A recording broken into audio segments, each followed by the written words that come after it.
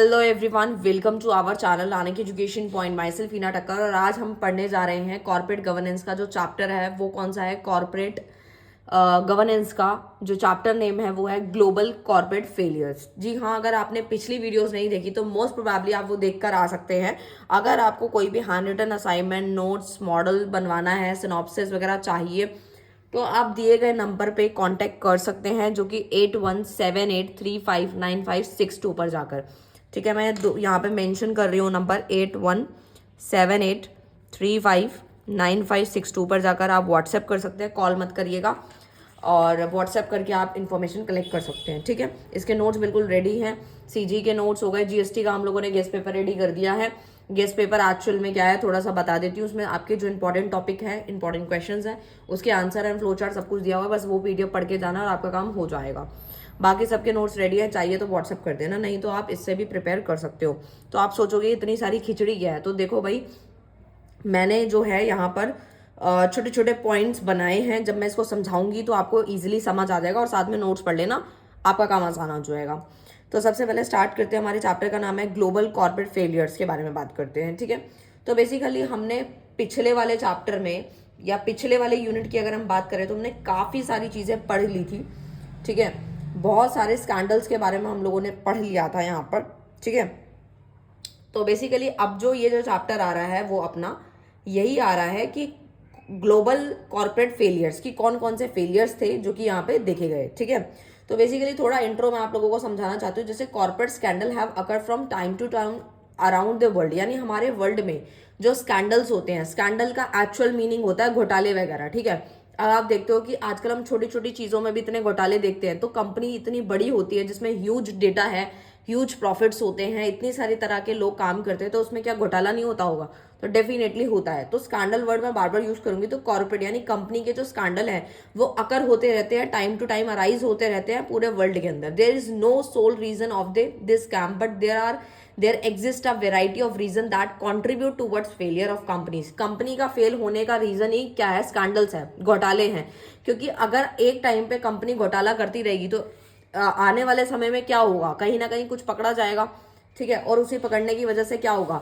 जो धोखाधड़ी हुई है तो शेयर होल्डर भी पैसा नहीं लगाएंगे। शेयर होल्डर पैसा नहीं लगाएंगे तो कंपनी एक टाइम पे क्या हो जाएगी? बैंकरप्ट हो जाएगी, बिल्कुल डूब जाएगी, इंसॉल्वेंट घोषित हो जाएगी।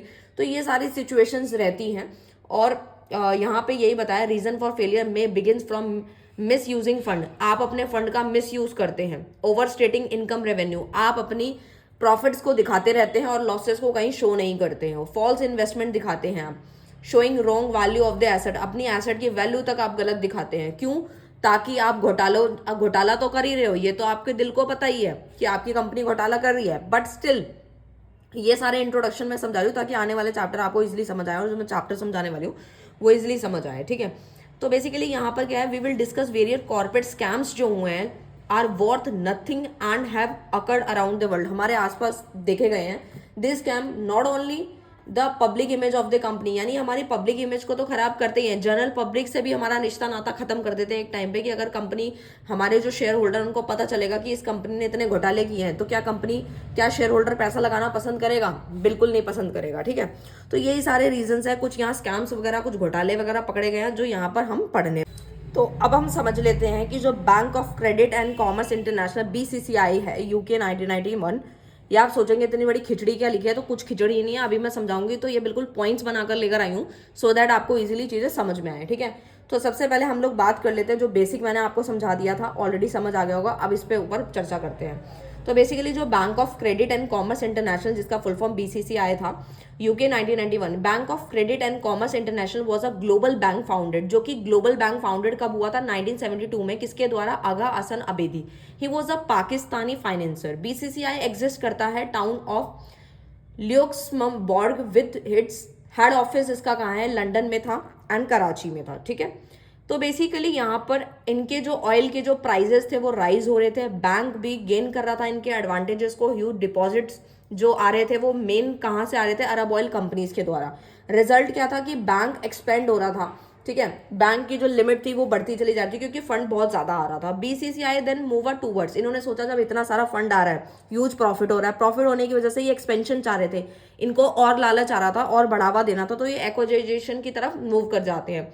It is said that acquire various bank then enter into, और ये और बैंक की तरफ बढ़ते हैं और ब्रांच की तरफ बढ़ते हैं, जो कि अफ्रीकन एंड एशियन मार्केट की तरफ भी ये एंटर करना शुरू कर देते हैं, ठीक है। बीसीसीआई एंड बीसीसीआई जो है basically also achieve a milestone receiving a licence, और उनको लाइसेंस भी मिल जाता है। तो मैंने यहाँ पर एक छोटी सी समरी बनाई है, आपको इजीली समझ आएगा, बस आपने ये समरी समझ ली तो समझ लेना पूरा पैराग्राफ समझ आ गया, ठीक है। ह्यूज प्रॉफिट हुआ, प्रॉफिट की वजह से एक्सपेंशन हो रहा है, और ये इन्होंने फिर एक न्यू मार्केट में आना शुरू कर दिया, एशियन अफ्रीका मार्केट में ये एंटर हो गए, क्योंकि इनको एक्विजिशन करना था। चाइना की तरफ से इनको लाइसेंस भी मिल गया स्पेशल इकोनॉमिक जोन के अंदर। फिर 1980 के अंदर इनकी जो एसेट की वैल्यू थी वो थी 4 बिलियन, ठीक है। तो बेसिकली इस तरीके से कुछ सिचुएशन थी यहाँ पे 4 बिलियन डॉलर की, ठीक है। और ब्रांचेस कितनी अराउंड थी 46 कंट्रीज में, एंड द एक्सपेंशन करने के बाद 1991 में इनके 420 ऑफिसेस थे around the world, and marked is presence in around 70 countries. मैंने यहाँ लिखा भी है 420 ऑफिस थे 991 के अंदर, कंट्रीज के अंदर टोटल ब्रांच बताई गई है, ठीक है। तो आप ये सोचेंगे कि यहाँ पर जब इतनी सारी सिचुएशन है, ह्यूज प्रॉफिट है, एक्विजिशन है, करने को तरफ ये बढ़ रहे हैं, और काफ़ी अच्छा इनका जो बैलेंस है वो काफ़ी वेल्थ अच्छी क्रिएट कर ली इन्होंने। सो यहाँ पे घोटाला किस तरीके से हुआ होगा, तो मैं आप लोगों को बता देती हूँ कि काफ़ी सारी चीज़ें छुपाने की वजह से ही ऐसा कुछ होता है। कुछ गलतियाँ इन्होंने करी होंगी जिसकी वजह से ये स्कैम पकड़ा गया, और काफ़ी बड़ा स्कैम है, कोई छोटा मोटा स्कैम नहीं है, ठीक है। तो आप सोच सकते हैं कि यहाँ पे मैंने ये चीज़ मेंशन करी थी, ये तो मैंने स्टोरी के लिए अलग से बनाया था आप लोगों के लिए, ठीक है। उसके बाद यहाँ पे मैं आपको बता चुकी हूँ कि इन्होंने कोई भी टैक्स कभी पे नहीं किया, ठीक है। इनका जो सिनेरियो था वो एक्विजिशन की तरफ इनको और लालच बढ़ गया था, जिसकी वजह से इनके ये लोगों ने काफ़ी गलतियां करी थी, जिसकी वजह से बीसीसीआई की कुछ गलतियों की वजह से इनको काफ़ी लॉसेस हुआ। 2 बिलियन डॉलर का लॉस देखने को मिला। इलीगल एक्टिविटीज़ ये किया करते थे, यानी कि सिर्फ पैसा लेने का इनका काम था, देने का इनका कोई काम नहीं था। रिटर्न तो ये देते ही नहीं थे शेयर होल्डर को, ठीक है। डिविडेंड कुछ नहीं देते थे। रिकवरी अमाउंट शेयर होल्डर मांगते थे तो उनको बोलते थे मिलेगा मिलेगा, ऐसे करके टरका देते थे। तो फाइनेंशियल क्राइम्स वगैरह बढ़ गए थे, डेट बहुत ज़्यादा बढ़ गया था। क्यों डेट ज़्यादा बढ़ गया था? क्योंकि ये लोग सिर्फ और सिर्फ अपनी जो भी बैलेंस शीट बनाते थे या जो भी उसमें लाइबिलिटी का कहीं नाम नहीं होता था, ठीक है। ये सिर्फ प्रॉफिट बताते थे, लॉसेस तो डिक्लेयर ही नहीं करते थे। हाई डेट बढ़ गया था, रिस्क को ये लोग मैनेज नहीं करते थे। इन्वेस्टिगेशन के नाम पर इनकी जब इन्वेस्टिगेशन हुई तब जाके ये घोटाले पता चले, और जो कि यूपी में इसकी एक जगह है पैनामा, वहां से इन्वेस्टिगेशन स्टार्ट होती है। सो दैट पता चलता है कि ये बहुत बड़ा स्कैम है, बहुत बड़ा घोटाला कर रहे हैं। टोटल ब्रांच तो मैंने अभी आपको बता ही दिया इसका। तो इस तरीके से कुछ थे, और इसके अंदर कुछ यहाँ पे बताया गया है कि इनके जो क्लोजर ऑफ बैंक था, यानी कि ये कौन सी गलतियों की वजह से इनका घोटाला हुआ। तो BCCI come under financial institution surveillance bank suffering huge losses, bad debts, इनका पैसा इतना ज्यादा डूब गया था। अब यहाँ पे कुछ बताया गया है कि कुछ the following can be refer as a reason failure. इनका फेलियर क्यों हुआ बीसीसीआई? आप बोलेंगे कि मैम अभी तो आपने हमें ये बताया कि ये कंपनी बहुत अच्छे से चल रही थी, इनके ह्यूज प्रॉफिट्स हो रहे थे, तो ये घोटाला कैसे हुआ और इनको लॉस कैसे हो गया? तो देखो उसके फेलियर के रीजन सुनते जाना। Manipulation of account for bank on benefits and personal agendas of the management, यानी कि ये सारे पॉइंट्स ना मैंने नोट्स में लिखे हुए हैं, बाकी आप इसको गो थ्रू कर सकते हो, बाकी आप सिर्फ समझते चलो। तो बेसिकली मैनिपुलेशन करते थे ये अपने अकाउंट के अंदर फॉर बैंक ओन बेनिफिट्स, अपने फायदे के लिए काफी चीजें हाइड कर देना। पर्सनल एजेंडा इनका काम था। फेलियर टू आइडेंटिफाई, ये फेल हो जाते थे हमेशा रिस्क मैनेजमेंट को आइडेंटिफाई करने के लिए, पहचानने में, ठीक है। Lending huge loans without prior planning, बिना प्लानिंग के ये लोग ह्यूज लोन्स जो है उसको लेंड करते रहते थे। पुअर रिकॉर्ड कीपिंग प्रैक्टिस था, इनकी कोई रिकॉर्ड्स नहीं थे किसी भी तरीके का, ये लोग डायरेक्टर पे काम नहीं करते थे, ठीक है। And non involvement of regulator यहाँ पे देखने को मिलता था, जिसकी अब आपको समझ आ गया होगा। अब हम कुछ सम फ्लॉज इन गवर्नेंस की बात करते हैं। अब यहाँ पे बात आने वाली है कि अब हमने कॉर्पोरेट गवर्नेंस के ऊपर काफ़ी चीज़ें पढ़ रखी हैं, और हमने ये भी पढ़ा था कि शेयर होल्डर जो होता है वो बीओडी को क्यों अपॉइंट करता है, बीओडी सीईओ को क्यों काम कराता है, ये सारी कितनी चीज़ें ज़रूरी होती है। अब आप समझोगे कि इसमें क्यों दिक्कतें आई हैं। यही रीज़न की वजह से आई, क्योंकि यहाँ पे दिक्कतें आनी स्टार्ट हो गई थी, क्योंकि यहाँ पे बीओडीज के नाम पे कुछ था ही नहीं। बैंक के अंदर कोई बोर्ड ऑफ डायरेक्टर था ही नहीं जो कि काम को ढंग से कर पाए। The bank was set to be and manage, और ये जो बैंक मैनेज हो रहा था ना वो founder mister Abedi and CEO mister Naqvi की वजह से हो रहा था। उनको कोई बीओडी की जरूरत नहीं थी, वो सोचते सारा काम खुद ही कर लेंगे, और ऐसा कभी भी कंपनीज नहीं चलती, ठीक है। उसके बाद था पुअर रिस्क मैनेजमेंट। यहाँ का जो रिस्क मैनेजमेंट था बिल्कुल पुअर था, क्योंकि ये चीज़ों को एनालाइज नहीं कर रहे थे। BCCI downfall occur after it started lending huge amount of loans without proper security के। ये लोग लेंड करते जा रहे थे, पे बैक इनके पास कुछ था नहीं, लोन को ये चुकाते नहीं थे, काफ़ी चीज़ें छुपा लेते थे। लैक ऑफ रेगुलेटरी सुपरविजन था, यानी थर्ड पॉइंट की अगर इसकी बात करूँ तो वो बोलता है the company set to be a lot of branches around the globe, globe के अंदर काफ़ी ब्रांचेस खोल दी जगह जगह पे। पेरेंट ब्रांच इन आइसलैंड, मतलब there are 2 places were referred weak in terms of forcing regulation of bank. कोई regulation नहीं है, कोई रूल्स रेगुलेशन को ये फुलफिल नहीं करते थे, कमी थी रेगुलेटरी सुपरविजन में, निगरानी भी रखने के लिए कोई नहीं था क्योंकि खुद ही मालिक बने हुए थे, खुद ही सब कुछ कर रहे थे, खुद ही रेस कर रहे थे फंड और खुद ही डाउनफॉल हो रहा था। ऑडिट सिस्टम जो था इनका बहुत, उसमें भी बहुत कमी थी, जो सबसे मेन कारण है इनकी कंपनी डूबने का। क्योंकि ऑडिट क्यों कराई जाती है? ऑडिट इसलिए कराई जाती है ताकि जो गलतियां हो रही हैं, ठीक है, या जो हमने घोटाले करे हैं वो ना हो, क्योंकि ऑडिट से हम थोड़े जो है सतर्क रहते हैं। अनयूजुअल ऑडिटिंग सिस्टम था यहाँ का, ठीक है, और जिसकी वजह से if there are existing independent and unified regulation for auditing the company might have been save from huge losses. अगर अच्छी खासी ऑडिटिंग होती है तो हम ह्यूज लॉसेस से बच जाते, लेकिन नहीं, यहाँ पे ऐसा कुछ भी नहीं था। ऑडिटिंग सिस्टम भी बहुत लैकिंग था, यानी कि कमी थी उसमें। नेक्स्ट पे आ जाते हैं हम अब, जो कि नेक्स्ट वाला हमारा स्कैम जो है, स्कैंडल जो है, घोटाला जो था वो था मैक्सवेल यूके का। किसका था? मैक्सवेल यूके 1991 की अगर मैं बात करूँ तो मैक्सवेल कम्युनिकेशन कॉर्पोरेशन जो है, मैं यहाँ पे फिर से, आपको लगेगा एक खिचड़ी बनी हुई है, बट यहाँ पे कोई खिचड़ी नहीं बनी हुई। स्टिल यहाँ पे मैंने लिखा है, यहाँ पे 2 आप लोगों के फ्लो चार्ट बनाया ताकि इजीली समझ आए आपको, ठीक है। तो बेसिकली यहाँ पे Maxwell communication corporation was a leading British media company. It was listed on the London stock exchange के अंदर ये लिस्टेड भी थी, जबकि द कंपनी वॉज एस्टैब्लिश 1964 के अंदर इस्टेब्लिश हो चुकी थी ब्रिटिश प्रिंटिंग कॉर्पोरेशन के नाम से। In the year 1981 Robert Maxwell bought majority of the company stake, और 1981 के अंदर जो हमारे मैक्सवेल रॉबर्ट थे उन्होंने इस कंपनी के मेजर जो शेयर थे वो खरीद लिए थे। रीज़न क्या था कि कंपनी के पास इतना फंड नहीं था कि वो आगे अपने शेयर होल्डर को जो है रिटर्न में कुछ डिविडेंड्स दे, तो इन्होंने मोस्टली कंपनी का जो स्टेक था वो ओवर कर लिया था। यानी कि जो रॉबर्ट मैक्सवेल है उन्होंने काफ़ी सारे शेयर इस कंपनी के बाय कर लिए थे और ये कहीं ना कहीं मेजॉरिटी मालिक बन गए थे। इन the year 1982 he secure full control, और 1982 में इनके पास पूरा सिक्योर, मतलब एक तरीके से फुल कंट्रोल आ गया था कंपनी का। चेंज फिर उन्होंने इसका नाम बदल के Maxwell communication corporation in the year 1987 में इसका नाम बदल के मैक्सवेल कम्युनिकेशन कॉर्पोरेशन रख दिया। And the company also acquired US. अब उसके बाद यहाँ पे मैं आपको थोड़ा सा समझाना चाहूँगी, जैसे ही इन्होंने कंपनी के ऊपर पूरा कंट्रोल बनाया उसी दिन से डाउनफॉल आना स्टार्ट हो गया, यानी कंपनी उसी दिन से डूबना शुरू हो गई। अब आप सोचेंगे किस तरीके से डूबना स्टार्ट हो गई, तो मैं आपको एक फ्लो चार्ट से समझाती हूँ कि कैसे कैसे कैटेगरी में बटा हुआ है। तो पहले तो आपको ये समझना है कि इनकी जो कंपनीज थी वो 400 कंपनीज थी टोटल, जिसमें से 400 कंपनी जो है वो आगे बाइफिकेट करी गई थी। एक तो मैक्सवेल एम्पायर था, ठीक है, मैक्सवेल एम्पायर किस में बटा हुआ था? एक तो मिरर ग्रुप में, दूसरा मैक्स कम्युनिकेशन में, और तीसरा रॉबर्ट मैक्सवेल, ठीक है। तो जो हमारा मिरर ग्रुप था उसमें जो डेली के रिकॉर्ड्स होते थे वो पब्लिश होते थे।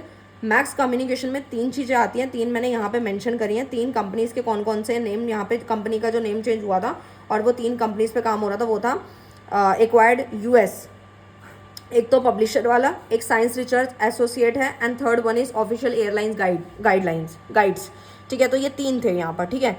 तो बेसिकली मैक्स कम्युनिकेशन में ये 3 का नाम आता है, ठीक है, बाइफिकेशन करी गई है इसकी। और नेक्स्ट आता है रॉबर्ट मैक्सवेल, जिसके अंदर फुटबॉल क्लब, ये सब तरीके की चीज़ें यहाँ पे मेंशन्ड है, ठीक है। तो आई होप आपको क्लियर है। बाकी इसका जो फ्लो चार्ट है ना वो आपकी बुक के अंदर ऑलरेडी बना हुआ है, ठीक है। तो इस तरीके से था, मैं आपको शो भी कर देती हूँ तो सो दैट आपको ईजी हो। देखो ये इसका एक तरीके का फ्लो चार्ट है, ठीक है, देख सकते हो। मैक्सवेल एम्पायर है, मिरर ग्रुप है, मैक्सवेल कम्युनिकेशन है, then after Robert Maxwell group आ जाता है इसके अंदर, ठीक है। और ये इस तरीके से यहाँ पे बाइफिकेशन यहाँ पे करी हुई है। तो आपको इजीली बस ये फ्लो चार्ट देख लेना, समझ जाओगे वही। तो बेसिकली यहाँ पर जो है 1982 में इनका फुल कंट्रोल रहता है, कंपनी नेम भी चेंज हो रहा था, ये सारी चीज़ें मैंने आपको ऑलरेडी बता दी हैं। अब जब बात करते हैं इसके रीज़न ऑफ फेलियर्स के, जो सबसे मेन है, सबसे पहला आता है एक्विजिशन। भाई इनको अपनी कंपनी को बढ़ाना था, ठीक है। For performing various acquisition of so many companies to group borrowed a lot of fund. इन्होंने कंपनीज की ब्रांचेस तो इतनी खोल दी और उसके बाद इन्होंने ये फंड लेते गए, यानी कि बोरो करते गए, पैसा लेते गए। The company borrow around $3 billion to buy US based, यानी $3 बिलियन का तो इन्होंने अमाउंट जो है वो बोरो कर लिया। तो आप सोच सकते हो कि एक्विजिशन इन्होंने अपनी कंपनी को, लालच को बढ़ाने के लिए कितने ज़्यादा, he took a huge amount of loans keeping the asset of the company as securities, ठीक है। नेक्स्ट आता है फाइनेंशियल डिफिकल्टीज देखने को मिल रही थी। फाइनेंशियल डिफिकल्टी कैसे? At the end of 1980s Maxwell empire जो था अराउंड 400 कंपनी के यहाँ पे बटा हुआ था। मेनी फाइनेंशियल डिफिकल्टीज एंटर हुई थी इसकी यहाँ पर, जिसकी वजह से इन्होंने क्या किया था, द प्रॉब्लम जो थी वो किस तरीके थे, फाइनेंशियली अनस्टेबल हो गए थे ये।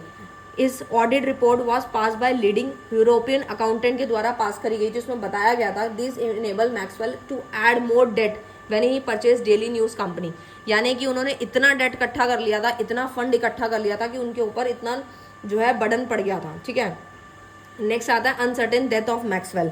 यहाँ पर यही बताया गया है, पूरी इन्फॉर्मेशन यही दी जाती है मैक्सवेल के चेयरमैन के बारे में कि ये सारी सिचुएशन होने के बाद इनकी डेथ हो जाती है कैनरी आइसलैंड के पास। इनकी डेड बॉडी मिलती है 1991 के अंदर।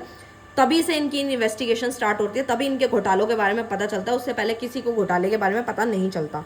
तो जो स्कैम है वो फाइंड आउट होते हैं और ये पता चलता है कि 2.8 बिलियन डॉलर का इन्होंने। अब आते हैं फ्लॉज इन गवर्नेंस, यानी कि जो सिंगल कंट्रोल था, आपको मैंने अभी बताया Maxwell was acting as the chairman की तरह भी काम कर रहा है, and chief executive both, he has full control of the empire. उसका फुल कंट्रोल एम्पायर का उसी पर्सन पे था, किस पे था, चेयरमैन पे।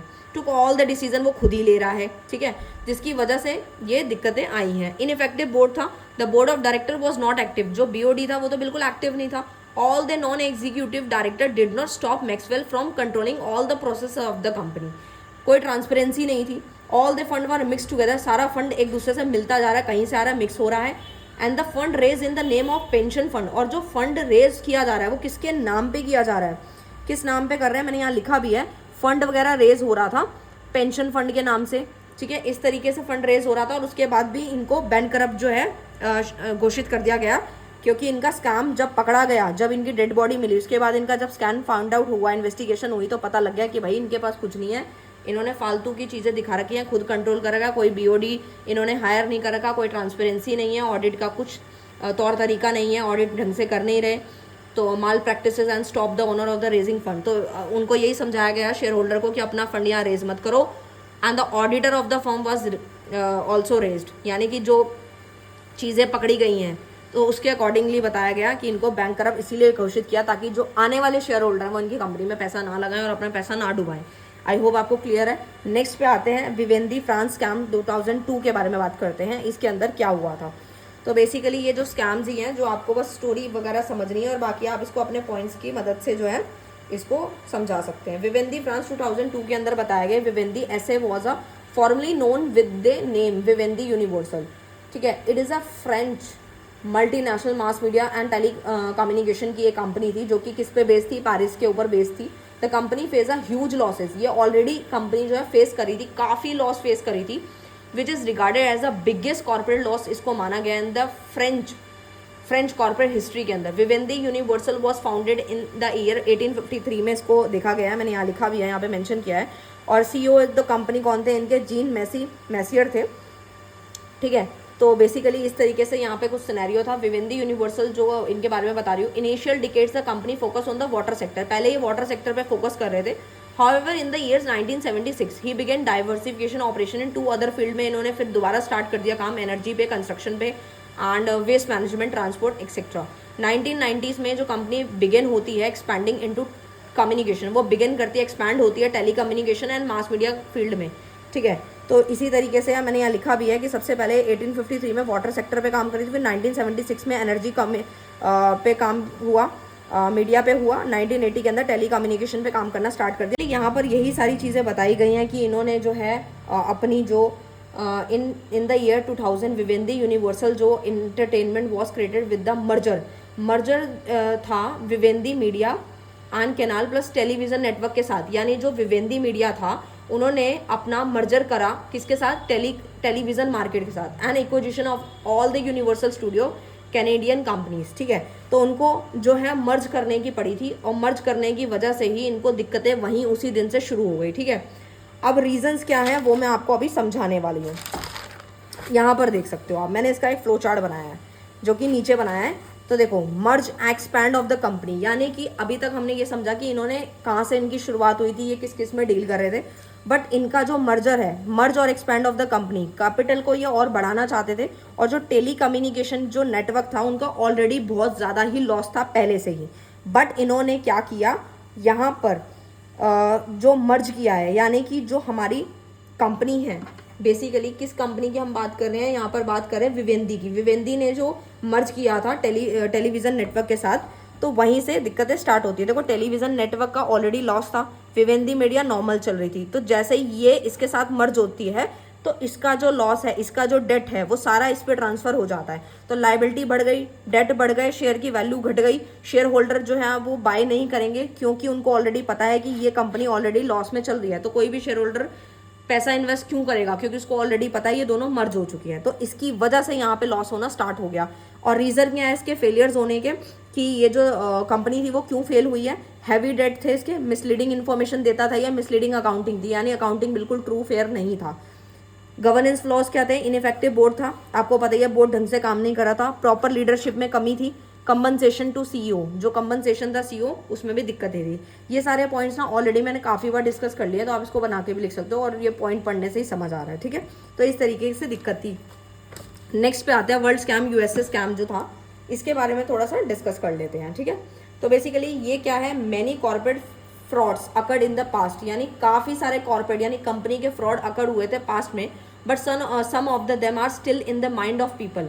लेकिन one of them is WorldCom की अगर बात करें, big American telecommunication company that was everywhere, हर जगह है, but suddenly due to wrong planning, इनकी रॉन्ग प्लानिंग की वजह से, इनकी सेल्फ इंटरेस्ट जो इनका बेकार था, जिसकी वजह से ये कंपनी एक टाइम पे डूब गई थी। तो यहाँ लिखा भी है big American telecom company due to wrong doing of planning, यानी कि इनकी जो प्लानिंग थी वो सही नहीं थी, सेल्फ इंटरेस्ट भी सही नहीं था। Majority partly collapse company known as LDDS long distance services, it is found in 1983 में ये फाउंड हुई थी, इनकी अच्छी प्लानिंग ना होने की वजह से, यानी कि सही टाइम पे इनको एक बेस्ट एडवाइज़र नहीं मिला।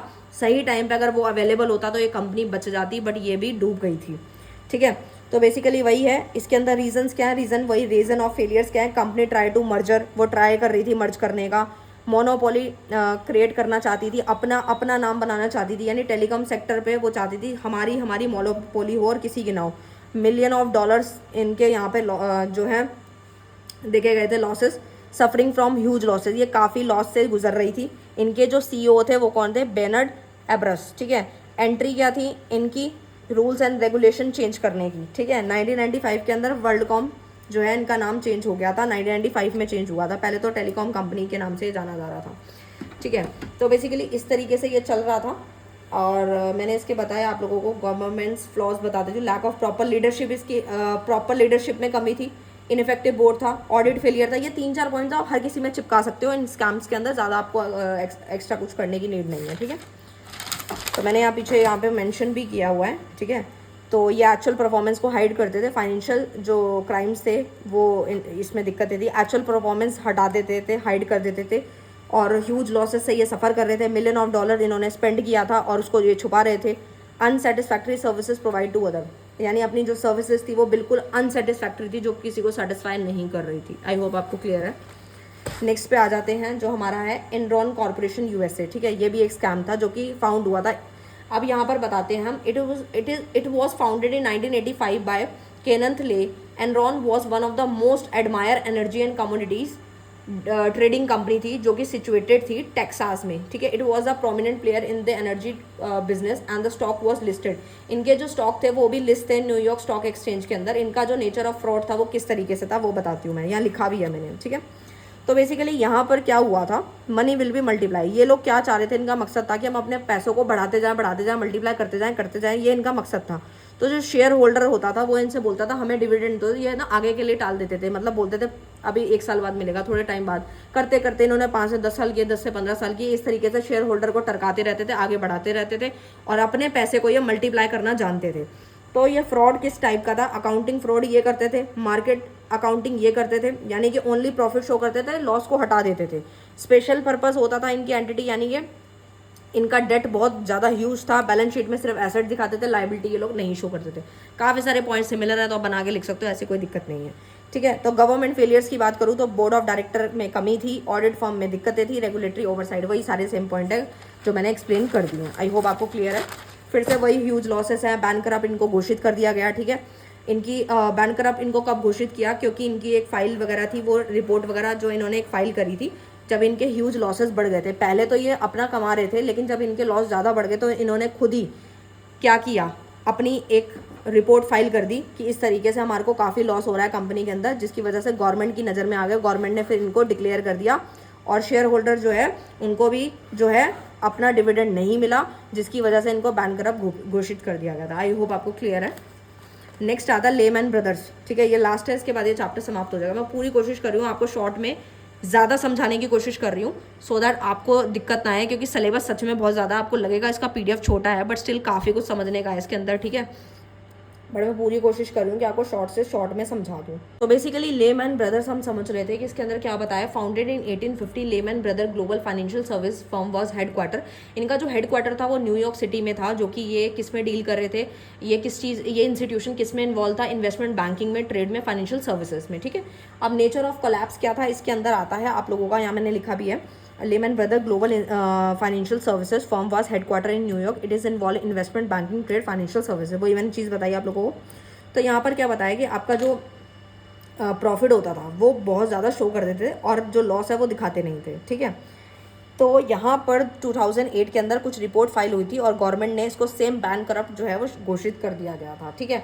अब यहाँ पर अगर मैं इसकी बात करूँ उसके फेलियर्स की, तो सेम वही है। मैनेजमेंट डिसीजन इनका सही नहीं था, ठीक है। कैपिटल मार्केट पे ये लोग काम नहीं कर रहे थे, रेगुलेशन पे ये लोग काम नहीं कर रहे थे।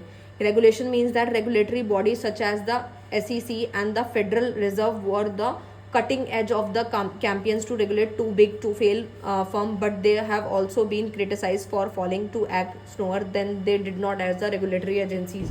यानी कि अगर हम बात करें रेगुलेशन की तो वो उस पर भी ढंग से काम नहीं कर पा रहे थे। इम्पैक्ट क्या पड़ रहा था, ग्लोबल फाइनेंशियल क्राइसिस देखने को यहाँ पर मिल रहे थे, ठीक है। The failure of the Lehman constitution, economic panic that proceed the event of economic recession आ गया था वर्ल्ड के अंदर, ठीक है, जिसकी वजह से यहाँ पे दिक्कतें ज़्यादा ही बढ़ गई थी। देख सकते हो आप रिस्क मैनेजमेंट के अंदर भी डेफिशिएंसीज थी, कमी देखने को मिल रही थी, ठीक है।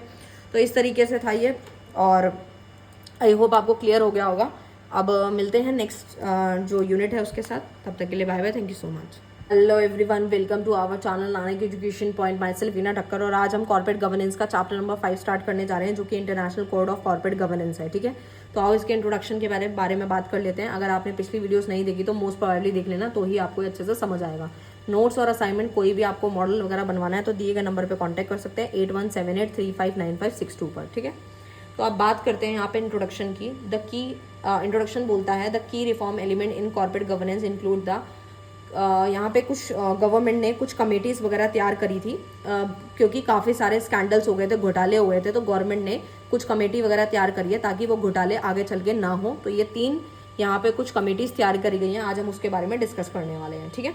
तो सबसे पहले अगर हम बात करें यहाँ पर कैडबरी कमेटी है और उसके बाद ऑक्सले एक्ट है एंड OECD है, प्रिंसिपल ऑफ CG, ठीक है। तो आओ इसको फटाफट से समझ लेते हैं। सबसे पहले बात कर लेते हैं कैडबरी के बारे में, ठीक है। तो सबसे पहले यहाँ पर मैंने मेंशन किया है, वो मैंने फ्लो चार्ट बनाया था, तो आप पेपर में ऐसे फ्लो चार्ट बना के आना, सो दैट आपको बहुत अच्छे खासे नंबर मिल जाएंगे।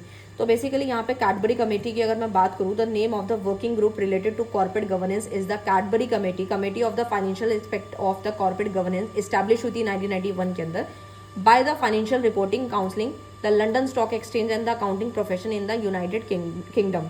It was headed by the sir Adrian Cadbury and the report was publish. इसकी रिपोर्ट पब्लिश होती है विद द नेम ऑफ, किसके नेम से, Cadbury report in the year 1992 के अंदर इसकी रिपोर्ट पब्लिश हो जाती है, वही लिखा है मैंने यहाँ पर, ठीक है। और उसके बाद बताएगा इसका एम क्या है, इसका ऑब्जेक्टिव क्या है, इसका मकसद क्या है इस कमेटी को बनाने का। भाई जो घोटाले हो रहे हैं उसको ठीक करना। और अभी हमने पीछे जो पढ़ा है, अगर आपने पिछला चैप्टर समझ लिया अच्छे से, तो मैं कह रही हूँ आपको ये सारे जो भी कमेटीज़ तैयार करी गई हैं उसके अंदर जहाँ पे वो बुराइयाँ हो रही थी बस उसको करेक्शन में लेकर आना है, तो वही सारे पॉइंट्स इसके यहाँ देखने को मिलेंगे। अगर वो समझ आ गया तो ये चुटकियों में समझ आ जाएगा, ठीक है। मतलब वहाँ पे जो फेलियर्स होते हैं, जिस रीज़न की वजह से हो रहे थे, वहीं उसी पे ध्यान देना है, उसको करेक्शन में लाना है, सो दैट हमारी जो गुड CG है वो वर्क करना स्टार्ट कर देगी और घोटाले कम से कम हो जाएंगे, ठीक है। तो बेसिकली क्या है एम एंड ऑब्जेक्टिव में अगर हम बात करें तो सबसे पहले बात आती है यहाँ पर aim of the Cadbury report कहता है कि आपको क्या करना है, इंश्योर करना है करेक्ट फाइनेंशियल रिपोर्टिंग तैयार करनी है, efficient corporate practices after scandal in UK, like जैसे मैक्सवेल का स्कैंडल देखा हमने, BCCI का स्कैंडल देखा, घोटाले देखे, तो उसके बाद हमने हमारी जो ये कमेटी है उसने ये सोचा कि क्यों ना ऐसी कमेटीज़ बनाई जाएं सो दैट हम उस पे काम करें जिसकी वजह से स्कैंडल हुए थे, उसको करेक्शन में लेकर आना है। तो UK गवर्नमेंट ने डिक्लेयर कर दिया कि आपकी घोटाले या आपकी गलतियां रिपीट ना हो, सो दैट आपको कमेटीज़ की इन्फॉर्मेशन होनी चाहिए, ठीक है। यानी फाइनेंशियल रिपोर्टिंग को करेक्शन में लेकर आओ और आपकी जो कॉर्पोरेट की प्रैक्टिसेस हैं उसको एफिशिएंट बनाओ, ठीक है। तो सबसे पहला आता है बोर्ड स्ट्रक्चर एंड रिस्पॉन्सिबिलिटी की भाई सबसे पहले हमने पीछे क्या पढ़ा था, बोर्ड ऑफ डायरेक्टर के बारे में पढ़ा, ठीक है, कि भाई बीओडी इस पे काम नहीं हो रहा, बीओडी है ही नहीं कंपनी के अंदर। और आप सोच सकते हो कि अगर किसी कंपनी के अंदर बीओडी नहीं होगा तो काम कैसे होगा, शेयर होल्डर तो पैसा लगाएगा, शेयर होल्डर थोड़ी ना कंपनी को चलाएगा, ठीक है। या फिर और सीईओ का काम जो है या और सबॉर्डिनेट का काम है वो क्या शेयर होल्डर कर लेगा, नहीं कर पाएगा, ठीक है। तो की recommendation of the Cadbury report, आप ना इससे ज़्यादा मेरी बातों को समझो और खुद नोट्स भी बना सकते हो और मेरी बातों को ज़्यादा सुनो, क्योंकि अगर आप सुन लोगे तो इजीली समझ आ जाएगा, क्योंकि मैं ऐसे समझा रही हूँ सो दैट आपको इजी लगे, ठीक है। तो सबसे पहले बोलता है की recommendation of the Cadbury report की वो सीजी के अकॉर्डिंगली क्या बोलता है, कैडबरी रिपोर्ट क्या समझाता है कि बोर्ड स्ट्रक्चर एंड रिस्पॉन्सिबिलिटी, तो डिपार्टमेंटलाइजेशन होना चाहिए, यानी वर्क को विभाजित कर दो, यानी कि डिवाइड करना सीखो। ये नहीं कि एक ही बंदा कंपनी का मालिक है, वही एम्प्लॉई है और वही सारे काम कर रहा है, वही सब मैनेज कर रहा है, वही सारे काम कर रहा है, तो ऐसे कंपनीज नहीं चलती। तो यानी बोर्ड स्ट्रक्चर होना चाहिए प्रॉपर, हर एक कंपनी का बोर्ड ऑफ कंपनीज के अंदर बोर्ड ऑफ डायरेक्टर्स होने चाहिए, डिपार्टमेंटलाइजेशन होना चाहिए, काम का बंटवारा होना चाहिए, according to the capability and expertise उसको काम डिवाइड कर देना चाहिए। नॉन एग्जीक्यूटिव डायरेक्टर में बताया गया मिनिमम यहाँ पर जो है वो आपके नॉन एग्जीक्यूटिव डायरेक्टर तो मिनिमम होने ही चाहिए, फाइनेंशियल एंड पर्सनल रिलेशन उनका नहीं होना चाहिए आपस में, ठीक है। ये चीज़ मैं आपको थोड़ा सा डिटेल में करा देती हूँ ताकि आपको चीज़ें समझ में आ जाए, ठीक है।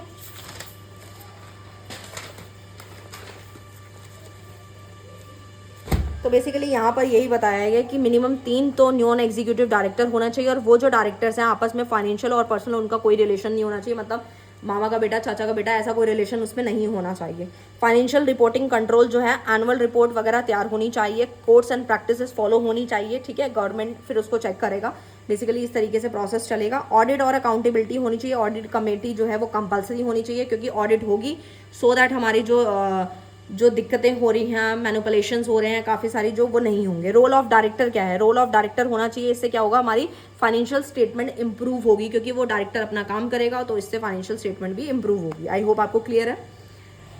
उसके बाद अगर हम बात करें नेक्स्ट की, जो आता है हमारा ऑक्सले एक्ट 2002, ये क्या बोलता है, सर्वेंस ऑक्सले एक्ट 2002 क्या बोलता है, बेसिकली ये बोलता है typically refer to as a SOX. The Sarbanes-Oxley Act 2002 is a federal law of the United States formulated due to numerous scandal. भाई इतने सारे स्कैंडल, इतने सारे घोटाले जो हुए हैं सम टॉप कंपनीज के, जो हमने पीछे पढ़े, अकाउंटिंग एक्सपर्ट इंक्लूडिंग, जिसमें हमने किसके बारे में पढ़ा, एनरॉन के बारे में पढ़ रहा, स्कैंडल के बारे में, वर्ल्ड कॉम के बारे में पढ़ा। ये वही चीज़ें हैं जो जिन्होंने पिछली वीडियो देखी वो समझ जाएंगे, ठीक है। तो इस तरीके के होने के बाद यहाँ पे कुछ कमेटी तैयार हुई है, जो कि हमारी ऑक्सले एक्ट 2002 आया था, जिसका उद्देश्य क्या था वो सुन लो।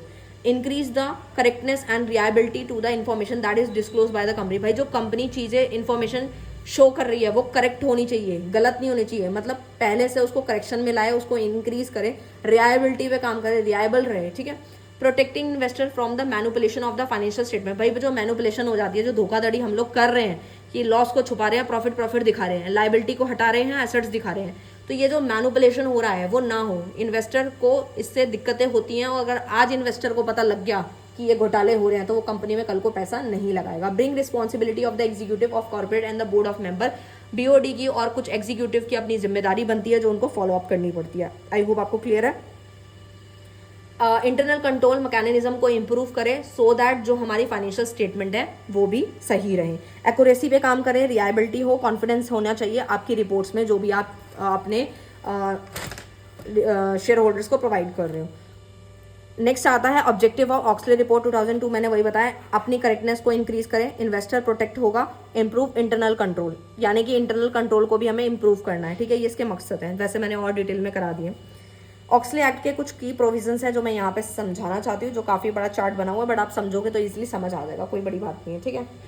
तो इसके लिए मैंने एक और फ्लो चार्ट एक अलग से पेज पे बनाया, सो दैट यहाँ पे आपको जो है, मैं ज़्यादा नहीं लिख पाई क्योंकि ऑलरेडी इतने सारे पॉइंट्स है, तो मैंने इसको अलग मेंशन कर दिया, ठीक है। तो आप बस अभी समझने पे ध्यान देना। तो सबसे पहला आता है establishment of the public company oversight board otherwise known as, यानी कि जो हमारे यहाँ पे इस एक्ट के अंदर बताया गया कि इसको हमने पेकॉप का नाम देना है, और पेकॉप जो है वो रिस्पॉन्सिबल है रेगुलेटिंग एंड ऑडिटिंग एक्टिविटी के लिए, ठीक है, जो कि पब्लिकली ट्रेड कर रहा है कंपनीज के साथ, on establishing rules for auditing, improving the quality and integrity of audits, यानी कि ऑडिट जो है वो अच्छी क्वालिटी के साथ हो, ये नहीं है कि बस ऊपर ऊपर से ऑडिट हो जाए, वो काम नहीं होना चाहिए। And responsibility given to the corporate executive, यानी जो हमारे कॉर्पोरेट एग्जीक्यूटिव को जो भी जिम्मेदारी दी गई है वो अपने काम को पूरा करें, ये नहीं कि बस ऊपर ऊपर से काम कर रहा है और उसके बाद कोई काम नहीं कर रहा, ठीक है, ये आपको समझ आ गया। और उसके अंदर मैं आप लोगों को बताना चाहूँगी सेक्शन 302 के बारे में, ठीक है, ये इसी का पार्ट है, ठीक है। Responsibility given to corporate executive की अगर बात करूँ, उसमें सेक्शन 2 आते हैं, सेक्शन 302 आता है आपका, एंड एक आता है सेक्शन आपका 906, ठीक है, 906, हाँ, तो 2 आते हैं, तो ये इसी का पार्ट है, एक ये है और एक ये वाला है, ठीक है। तो बेसिकली जो सेक्शन 302 की बात कर रहे हैं तो वो कॉर्पोरेट पॉलिसीज़ के बारे में बात कर रहे हैं। Internal corporate policies require all the executive staff, मतलब जितने भी एग्जीक्यूटिव के स्टाफ हैं उनको रिक्वायर होता है कि उनको पॉलिसीज़ वगैरह के बारे में नोन हो, and official summaries of the company financial activity as well as the documentation जो है फाइनेंशियल स्टेटमेंट वगैरह सब नोन होना चाहिए। यहाँ पर क्या होता है, 906 सेक्शन बताता है कोई भी क्रिमिनल एक्टिविटी होगी तो उसको पनिश किया जाएगा, पेनल्टीज वगैरह बनेंगी अगर कोई भी फ्रॉड होगा कंपनी के द्वारा। तो ये ऐसे ऐसे एक्ट बनाए गए हैं, ऐसी ऐसी कमेटीज तैयार करी गई हैं ताकि घोटाले कम से कम हो, ठीक है। फिर आता है internal control and audit requirement, ठीक है। तो बेसिकली यहाँ पर अब आ जाते हैं, मैंने यहाँ पे एक अलग से इसका चार्ट बनाया है सो दैट आपको इजीली समझ में आ जाए, ठीक है, क्योंकि वहाँ पे ज़्यादा खिचड़ी बन रही थी। एंड उसके बाद आता है ऑडिट कमेटी के बारे में अगर बात करूँ मैं आप लोगों से, ठीक है, तो ऑडिट की बात करते हैं। ऑडिट रिक्वायरमेंट की बात करें तो इसके अंदर क्या होता है, बोलते हैं कि 3 ऑडिट मेंबर तो होने ही चाहिए जिसमें फाइनेंशियल और अकाउंटिंग नॉलेज उनको होनी चाहिए, एंड मिनिमम 3 मीटिंग, यानी कि मिनिमम 3 मीटिंग तो ऑडिट की होनी चाहिए साल के अंदर, ठीक है। उसके बाद आता है बोर्ड मीटिंग। बोर्ड मीटिंग की अगर बात करें तो वो आता है 4 मीटिंग एनुअली होनी चाहिए, और मैक्सिमम गैप होना चाहिए मीटिंग का 3 महीने का बीच में गैप होना चाहिए, लेकिन 4 मीटिंग तो एनुअली होनी ही चाहिए।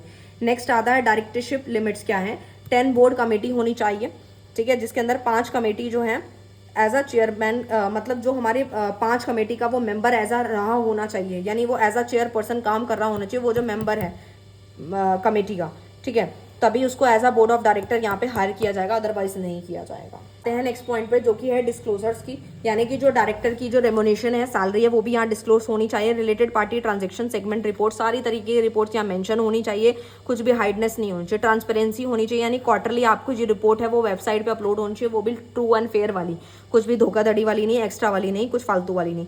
रिलेटेड पार्टी ट्रांजेक्शन में आता है establish policy and code of conduct में आता है डायरेक्टर का जो रिलेशन है वो सीनियर मैनेजमेंट के साथ एक अच्छा बॉन्ड होना चाहिए, अच्छा रिलेशन होना चाहिए, सो दैट कंपनी अच्छे से रन अप कर पाए। आई होप आपको क्लियर है। नेक्स्ट पे आ जाते हैं अब हम,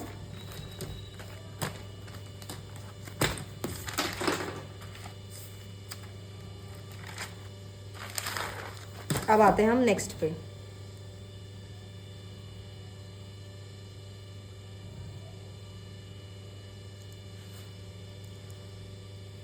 नेक्स्ट आता है हम लोगों का, इसके बाद ये जो चैप्टर है वो समाप्त हो जाएगा, OECD principle of corporate governance, ठीक है। तो बेसिकली यहाँ पर organisation for economic corporation and development था, ये पब्लिश हुआ था 1999 में, जो कि सपोर्ट करता है to regulator and the market participant based on evaluation और मोर ट्रांसपेरेंसी। 6 साल बाद ये रिवाइज हुआ था OECD, जिसके अंदर रूल्स एंड पॉलिसी रेगुलेशंस को इनहांस करा गया था, आपने काफ़ी सारी पॉलिसीज रूल्स वगैरह को चेंज कर दिया गया था। 6 कीज वैल्यू दी गई हैं OECD के, यानी कि 6 पॉइंट्स पे आपको यहाँ बताया गया है। सबसे पहले बताया गया था कि ensuring the basis for an effective CG framework, यानी कि लीगल टास्क होना चाहिए, जिम्मेदारियां काम से निभानी चाहिए, जो भी काम दिया गया है, जो भी टास्क दिया गया है, चाहे वो BODs हैं, चाहे वो सबॉर्डिनेट है, वो अपना काम ढंग से करें। वर्क वगैरह को अच्छे से डिवाइड करें, क्योंकि एक बंदा अगर काम करेगा तो उसके ऊपर सारा बर्डन आ जाएगा और काफ़ी सारा काम वो भूल जाएगा, स्किप कर देगा, और काफ़ी सारी वो जो है वो गड़बड़ हो जाएगी, मिक्सिंग हो जाएगी। सो काम को डिवाइड करना सीखें। नेक्स्ट आता है protection of right, fair treatment and shareholder major ownership, यानी कि सबॉर्डिनेट हो चाहे शेयर होल्डर हो, उनको इक्वालिटी मिले, यानी इक्वल राइट मिले। अगर शेयर होल्डर है या BODs है तो उनके अंदर भी कोई ऐसा नहीं होना चाहिए, जैसे कि बोर्ड ऑफ डायरेक्टर में अगर 3 है 4 है तो उनके बीच में कोई भेदभाव हो, ऐसा कुछ नहीं होना चाहिए। Institutional investor, stock market, other intermediaries में आता है कि ट्रांसपेरेंसी होनी चाहिए, रिलायबिलिटी होनी चाहिए। वही सारे पॉइंट्स हैं जो बार बार रिपीट हो रहे हैं। नेक्स्ट आता है role of the stakeholder in CG. जो हमारा कॉर्पोरेट गवर्नेंस है उसमें स्टेक होल्डर का क्या रोल है, जो बाहर के एक्सटर्नल पार्टीज हैं जैसे कि एम्प्लॉई, क्रेडिटर, सप्लायर, ये लोग तभी इन्वेस्ट करेंगे जब कंपनी ढंग से काम करेगी और हमारे साथ धोखाधड़ी नहीं करेगी। डिस्क्लोजर एंड ट्रांसपेरेंसी में आता है कि जो पॉलिसीज़ हैं, रूल्स हैं, रेगुलेशन है, वो सही से काम होने चाहिए। फाइनेंशियल रिपोर्ट जो है वो सबको शोन हो, ऐसा नहीं है कुछ को दिखाई जा रही है कुछ को नहीं दिखाई जा रही। नेक्स्ट आता है आप लोगों का the responsibility of the board. जो बोर्ड की जिम्मेदारी है, जो बोर्ड ऑफ डायरेक्टर की जिम्मेदारी है वो क्या है कि भाई अपनी जो काम को लीगल तरीके से करे, कुछ भी इलीगल काम ना करे, ठीक है, और कोई भी इंटरनल जो भी मैटर्स होते हैं वो ज़्यादा डिस्क्लोज ना करे, ठीक है, और अपने गोल को, जो भी उसका गोल है उसको अचीव करे। आई होप आपको क्लियर है, ठीक है। तो इस तरीके से ये प्रॉपर था जो मैंने आपको अच्छे से समझा दिया, और ये पूरा का पूरा जो यूनिट है वो यहीं समाप्त होता है। अब हम मिलेंगे यूनिट नंबर 4 के साथ, तब तक के लिए bye bye, thank you so much. Hello everyone, welcome to our channel Anek Education point. Myself Heena Takkar, और आज हम बात करेंगे कॉर्पोरेट गवर्नेंस का जो चैप्टर नंबर 6 है, यानी लेसन नंबर 6 जो है, जो कि रेगुलेटरी फ्रेमवर्क और कॉर्पोरेट गवर्नेंस इन इंडिया का है। यानी ये यूनिट नंबर 4 का है। यूनिट नंबर 4 स्टार्ट हो चुकी है, जिसका लेसन नंबर 6 है, फिर 7 होगा, उसके बाद ये वन शॉट कंप्लीट हो जाएगी। तो basically regulatory framework in corporate governance in India में क्या हमें पढ़ना है, तो पहले इसका इंट्रोडक्शन पार्ट हम समझ लेते हैं, ठीक है। तो बेसिकली पिछली वीडियोस अगर आप लोगों ने नहीं देखी तो मोस्ट प्रोबेबली देख लें, क्योंकि काफ़ी काम किया है, उसके बाद ही आपको ये टॉपिक समझ आएगा, ठीक है। तो अगर आपको इसके नोट्स या फिर किसी भी तरीके का सिनॉप्सिस, असाइनमेंट या फिर मॉडल वगैरह बनाना है तो आप दिए गए नंबर पर कांटेक्ट कर सकते हैं, जो कि है 8178359562 पर, ठीक है। व्हाट्सअप करके आप इन्फॉर्मेशन कलेक्ट कर सकते हैं। तो साथ ही साथ अगर आपने टेलीग्राम ज्वाइन नहीं किया तो कर लो, क्योंकि काफ़ी सारे पीडीएफ और काफ़ी सारी इन्फॉर्मेशन मैं वहाँ शेयर करती रहती हूँ, और पिक्चर्स वगैरह काफ़ी डालती रहती हूँ मैं वहाँ पर related to your syllabus and all. तो आप वहाँ जाके जो है फॉलो कर सकते हैं। तो बेसिकली आओ स्टार्ट करते हैं। इंट्रोडक्शन पार्ट क्या कहता है, तो इंट्रोडक्शन में बताया गया जो हमारा corporate governance has gain a huge importance in the past 2 decades. यानी पास्ट 2 डिकेड्स से अगर हम बात करें तो काफ़ी ह्यूज इंपॉर्टेंस मिली है, गेन करी है किसने, कॉर्पोरेट गवर्नेंस ने, ठीक है। Our country is one such example that has started focusing more towards good corporate governance practices and working in the with the law. यानी कि हम ये बात कर रहे हैं कि जो हमारी कंट्री है वो भी इस पर काफ़ी काम कर रही है, फोकस कर रही है पूरी किस पे, गुड गवर्नेंस पे, ठीक है, प्रैक्टिसेस पे, सो दैट जो globalisation and entry of certain competitive forces in financial market require continuous observation की जरूरत होती है एंड अथॉरिटीज को सुपरविजन की जरूरत होती है। तो ये सारी चीज़ों के लिए हमारे को यहाँ पे regulatory framework in corporate governance in India बनाया गया है, ठीक है। तो बेसिकली जो हमारे रेगुलेटरी फ्रेमवर्क जो है, ministry of corporate affair MCA की बात करूँ, securities and exchange board of India SEBI की बात करूँ, या स्टॉक एक्सचेंजेस की बात करूँ, legal framework is let down by companies act 2013, SEBI act 1992। यहाँ पे हम कुछ मैंडेटरी रिकमेंडेशन पढ़ेंगे, ठीक है। यानी कि हम यहाँ पर कुछ कुमार मंगलम बिरला कमेटी के बारे में भी डिस्कशन करेंगे। पीछे हमने काफ़ी सारा पढ़ा पहले कि कौन कौन से स्कैंडल्स हुए थे, फिर उसके लिए कुछ कमेटीज़ बनाई गई थी। अब हम यहाँ पे कुछ पढ़ने जा रहे हैं कि जैसे हमारी इंडिया कंट्री के अंदर बहुत सारे जो स्कैंडल्स हुए थे, यहाँ पर ये बेसिकली यही बताया गया कि गवर्नमेंट जो है वो एक्शन लेगी, यानी कॉर्पोरेट गवर्नेंस पे काम कर रही है, निगरानी रख रही है, सारी चीज़ें कर रही है, इंप्लीमेंटेशन होंगे, स्कैंडल्स वगैरह ना हो, सो दैट ये इन पे बात हो रही है। तो यहाँ पे बिरला कमेटी बनाई गई, one of the various famous and initial committee setup by SEBI के द्वारा ये हुई थी।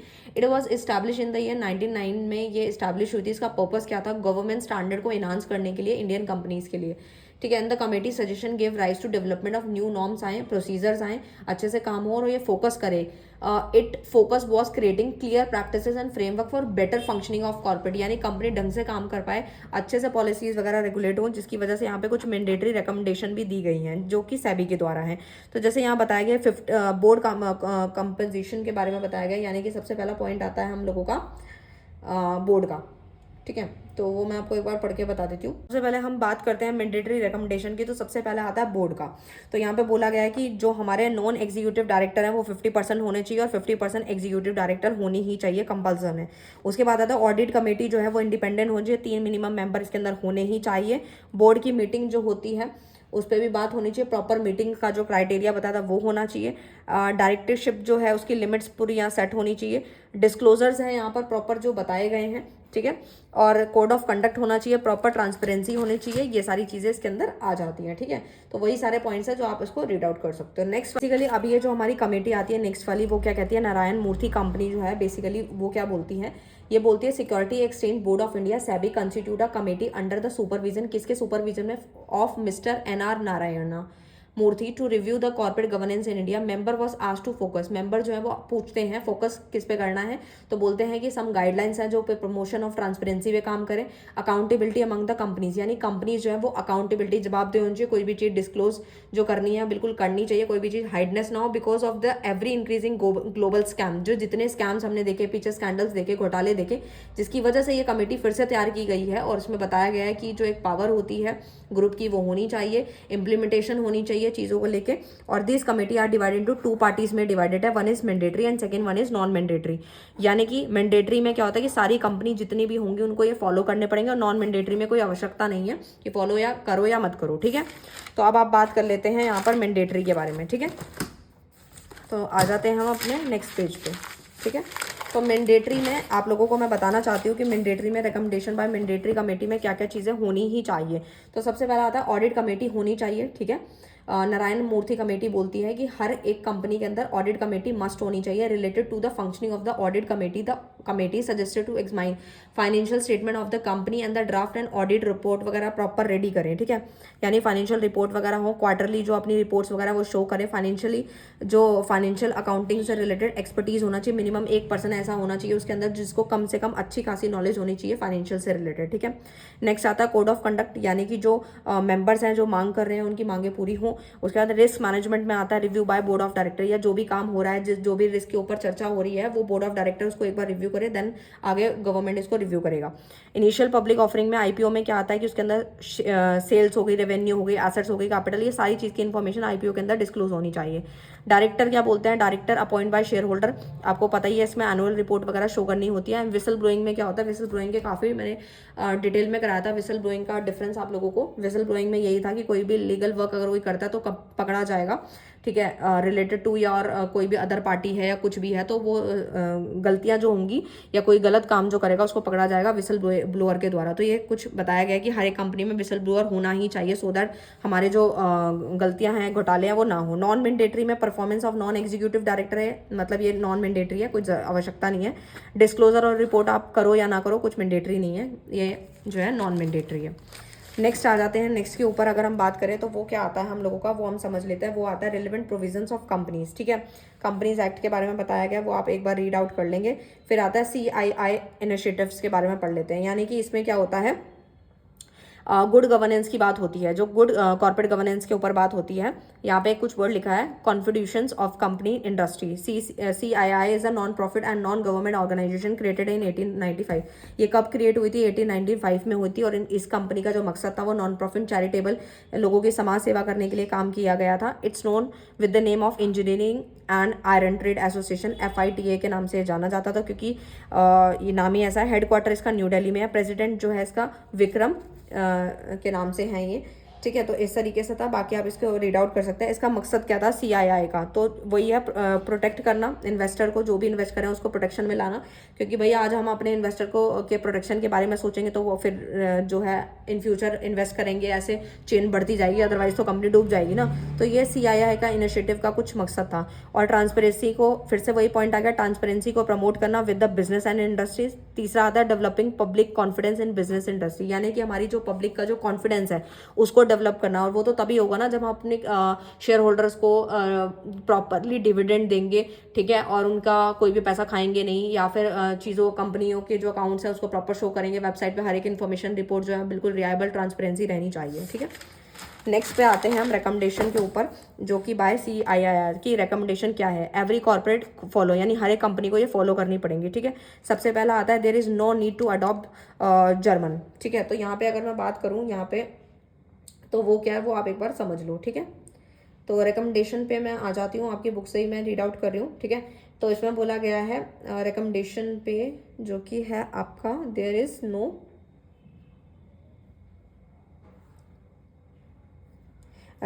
नीड टू अडॉप्ट, यानी जो 2 टायर बोर्ड था ना, जो मैंने आपको पहले पढ़ा था, एक सुपरवाइजरी बोर्ड था और एक था मैनेजरियल बोर्ड। तो वो बोल रहे हैं कि एक पे भी आप कम कर सकते हो, दोनों पे आपको करने की आवश्यकता नहीं है। Single board which is performing well maximise long term shareholder value, यानी कि सिंगल बोर्ड जो है वो परफॉर्म करे, अगर अच्छा खासा वेल परफॉर्म करे तो उससे क्या होता है, लॉन्ग टर्म के शेयर होल्डर की वैल्यू भी मैक्सिमाइज हो सकती है।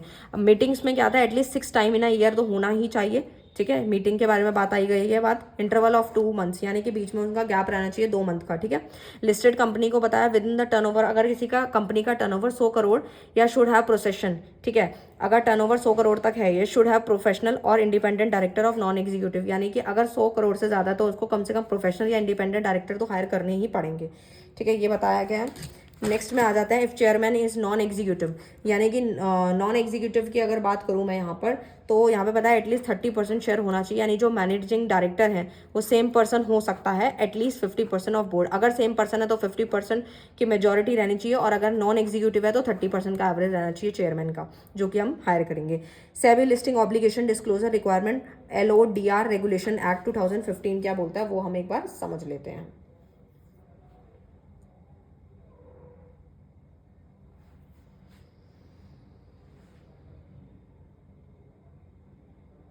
तो ठीक है, अब ये समझ लेते हैं ये क्या बोलता है। SEBI introduce LODR regulation in 2005 carrying rules for listing and disclosure requirement for various type of securities deal in Indian stock exchange में जो डील कर रही हैं उनके प्रॉपर रूल्स वगैरह या रिक्वायरमेंट है, सबको डिस्क्लोज करना है। उसके बाद यहाँ पे कुछ फीचर्स के बारे में बताया गया है, जैसे कि act related to guiding principle, ठीक है, रिलेटेड टू कॉमन ऑब्लिगेशन, यानी जो सबके लिए कॉमन ऑब्लिगेशन है उससे रिलेटेड यहाँ पे बताया गया है। रिलेटेड टू स्पेसिफिक ऑब्लिगेशन, जो भी उनके कर्तव्य हैं, ऑब्लिगेशन है, वो यहाँ पे फुलफिल हो। Related to responsibility of stock exchange, stock exchange की जो भी जिम्मेदारियां हैं उससे रिलेटेड यहाँ पे सारी चीज़ें यहाँ पे क्या होंगी, डिस्क्लोज होने वाली हैं। ठीक है, तो इस तरीके से बताया गया है। यहाँ पे नेक्स्ट पॉइंट की तरफ वो आता है principle governing disclosure and obligation of listed company. जो हमारी लिस्टेड कंपनीज हैं उनकी क्या जिम्मेदारियां, क्या ऑब्लिगेशंस है। ठीक है, तो सबसे पहला भाई एक्यूरेसी, ये तो मस्ट है। वही वाले पॉइंट्स है जो आपको पीछे पड़े थे, जो उन्होंने डिस्क्लोज नहीं किए थे स्कैंडल्स होने की वजह से, उसी पॉइंट्स पे बात हो रही है कि यानी कि एक्यूरेसी होनी चाहिए। Information should be prepared and disclose according to the establish accounting standard. जो भी अकाउंटिंग स्टैंडर्ड के अंदर जो भी इन्फॉर्मेशन प्रोवाइड है उसके अकॉर्डिंग ही हमें एक्यूरेसी के हिसाब से ही अपने जो रिपोर्ट्स है वो तैयार करनी है। साथ साथ ट्रूथफुलनेस होनी चाहिए। ठीक है, misleading information should not be share, हमें यहाँ शेयर नहीं करनी है। टाइम लाइननेस में क्या होता है, टाइमली इन्फॉर्मेशन डिस्क्लोज करनी है, should be insured by the firm, जो कि फर्म को बिल्कुल इंश्योर्ड है। क्लैरिटी होनी चाहिए हमारे काम के अंदर, इन्फॉर्मेशन के अंदर टाइमली शो करें, क्लियर होनी चाहिए और ईजी टू अंडरस्टैंड होनी चाहिए। कंप्लाइंस में क्या आता है, firm are required to follow applicable law को वो माने, रेगुलेशंस को माने, and started by SEBI and stock exchange. I hope आपको क्लियर है, इतना समझ आ गया। एंड परफॉर्मेंस में आता है जो पीरियोडिक रिपोर्ट्स होती हैं वो भी डिस्प्ले करी जाए with the help of investor to track the performance of the firm, और ताकि जो हमारे इन्वेस्टर्स हैं वो भी ट्रैक कर पाएं, चीज़ों को एनालाइज कर पाएं। आई होप आपको क्लियर है। Right to shareholders, shareholder में क्या आता है, सारे शेयर होल्डर को इक्वली ट्रीट किया जाए, चाहे शेयर की वैल्यू कम हो रही है, ज़्यादा हो रही है, किसी ने ज़्यादा शेयर खरीदे या किसी ने कम खरीदे, तो उससे कोई फर्क नहीं पड़ना चाहिए। ठीक है, they should have given timely information about the participation. ठीक है, उनको टाइमली इन्फॉर्म करना चाहिए पार्टिसिपेशन का। They should be given right to vote, उनको जनरल मीटिंग के अंदर राइट होना चाहिए, चाहे शेयर होल्डर ने कम पैसे लगाए चाहे ज्यादा लगाए। They should have encourage to ask question, और उनको इनकरेज करना है कि वो क्वेश्चन पूछे, कौन, share holder. Add item in meeting agenda.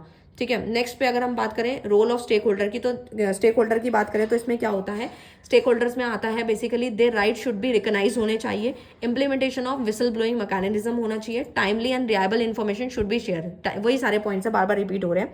और बेसिकली यहाँ पर जो इन्फॉर्मेशन कलेक्ट करी गई है वो बिल्कुल रिलायबल होनी चाहिए। विसल ब्लोअर अगर उस पर कुछ बात उठा रहा है तो उस पर भी बात हो, ये नहीं कि उसको साइड कर दिया जाए। ठीक है, नेक्स्ट पे आते हैं जो कि हमारा लास्ट है, कोटक कमेटी है। Kotak committee was constituted by SEBI in 2017 में। इन द चेयरमैन, इसके चेयरमैन कौन थे, मिस्टर उदय कोटक थे। The committee carried the objective, किस ऑब्जेक्टिव से कमेटी आई थी, suggesting improvement measure in the field of corporate governance in Indian listed company, कि जो भी इंडियन लिस्टेड कंपनीज हैं बेसिकली यहाँ पर जो भी कंपनीज जो है उनका जो कॉर्पोरेट गवर्नेंस है वो बेटर तरीके से वर्क करे, जिसमें रिकमेंडेशन में आता है डायरेक्टर। डायरेक्टर आता है कि प्रॉपर एक्सपर्टीज होनी चाहिए। देखो डायरेक्टर वाला पॉइंट बार बार क्यों लिया जा रहा है, वो इसीलिए लिया जा रहा है क्योंकि पीछे डायरेक्टर तो थे ही नहीं जो इसके अंदर स्कैंडल्स पकड़े गए थे। ठीक है, तो यानी कि जो डायरेक्टर है उसकी एक्सपर्टीज वगैरह चेक करनी होती है, बोर्ड ऑफ डायरेक्टर की स्किल्स वगैरह जो होती है वो डिस्क्लोज करनी पड़ती हैं, किस तरीके से काम हो रहा है। नॉमिनेशन एंड रिमोनेशन भी शो करनी होती है, उसकी भी रिपोर्ट रेडी करनी होती है। बोर्ड वगैरह अभी आपको मैंने बताया। ऑडिट कमेटी भी प्रॉपर होनी चाहिए जो कि अच्छे से काम करे, अच्छे से काम को चेकआउट करे। रिलेटेड पार्टीज जो है उससे रिलेटेड जो भी कर रही हैं हमारी कमेटी के अंदर वो भी ढंग से वर्क करें। स्केटेरियल ऑडिट होना चाहिए। Related parties have also been a right to cast negative vote on the transaction relating to related party matters. ठीक है, तो ये इस तरीके से था। और उसके बाद आते हैं, बस इतना ही था, ये आप लोगों को मैंने समझा दिया अच्छे से।